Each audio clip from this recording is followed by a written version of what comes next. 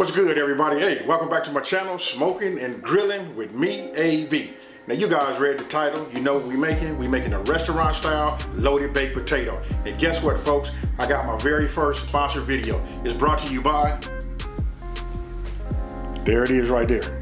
Brought to you by JoyJolt. Hey, listen, these right here, these salt and pepper shakers, this right here, I love them. Hey, it fits my personality. So if you've been following me, you know I'm all about like presentation. That's part of the cooking for myself. You know what? I'm big into my set, how everything looks around it. You know what I mean? And then when I saw these, check them out. So after seeing them, I knew I had to have them. You want to talk about something that's like elegant, looks good on your dining room table. Listen, they made out of glass. You know what? And I got to tell you this, the most important thing about these are, listen, they pocket friendly. I'm gonna go ahead and put their link down in the description box below so you guys can check them out. Again, listen, you know what? You're talking about something that like, you know, looks good on the table. These are it right here. Hey, JoyJolt, I want to say, hey, thank you. And with that being said, we finna break right into this video. Okay, going over the ingredients, we got 2 large potatoes. Listen, I'm in Texas, so you know everything is huge in Texas. Okay, we got cheddar cheese. And you know what? I see it 1 cup, but those are all like estimations. You know what I mean? Now we got green onions. Listen, I got 3 individual green onions. I did the tops and the bottoms, you know, both green and white. That was chives. Then right here we got bacon. You can use as much bacon as you want. It depends on how much bacon you want to put in there. And that's a rotisserie chicken. Now, I'm gonna cut those and put that on top. And then of course we got our salt and pepper. Now, what you want to do is you want to get set up.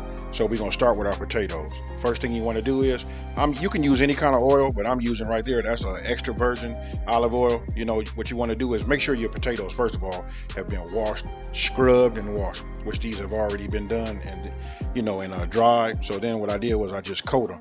Next thing, you want to get yourself some foil. Once you got your foil, you want to get yourself a fork. What you want to do is you want to poke it. I poke it around 10 times. Listen, you got to have somewhere for that heat, you know, when it's in that oven, for the heat to escape. And then there's no certain way that you do this right here. Just wrap it up, you know, seal it so nothing gets out, because we want to make sure it bakes evenly. And then you want to do it for your second one, or how many ever ones you're doing. That right there, I'm using my Breville oven. It's already been preheated to 350 degrees. So listen, I put it in. I don't put it on no rack or nothing. I mean, I don't put it on no type of pan. I just put it in there. I set it for 1 hour, and then you know what? Then I check it. Those are huge. So listen, after 1 hour, it still needed a little bit more time. So what I did was I added another 15 minutes to it, and then they turned out perfect. Now, once they're done, you know, I take them out. Then you want to let them cool a little bit, and you want to, hey, listen, let me just say this. You want to make sure that you keep some type of caution, because listen, those are extremely hot. Now, all we want to do is we want to open them up. You're going to see some of the steam come up off of them. Listen, then you want to take your fork just to check. You want to check to see if it's tender. Now, once you stuck your fork in there and it's like super tender, now what you want to do is you just want to cut it.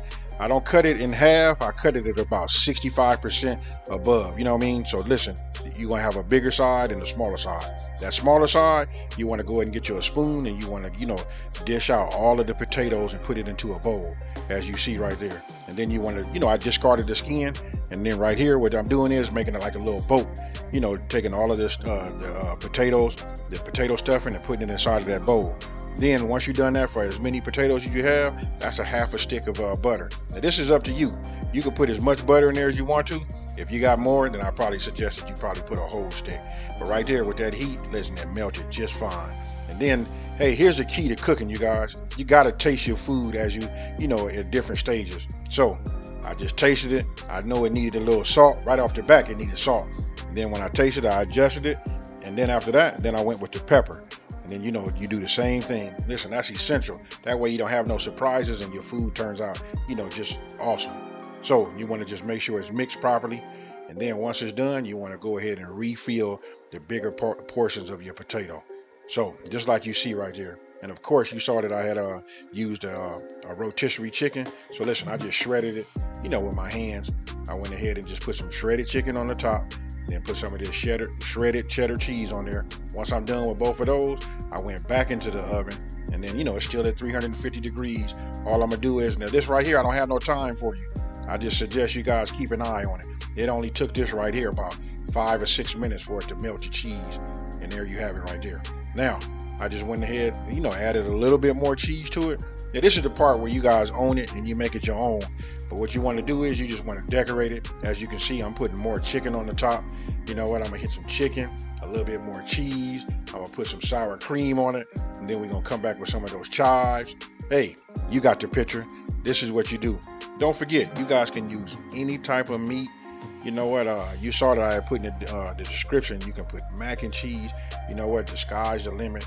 And there you have it, you guys. Restaurant style baked potato. So tell me what you guys think about this one right here. Super easy to make.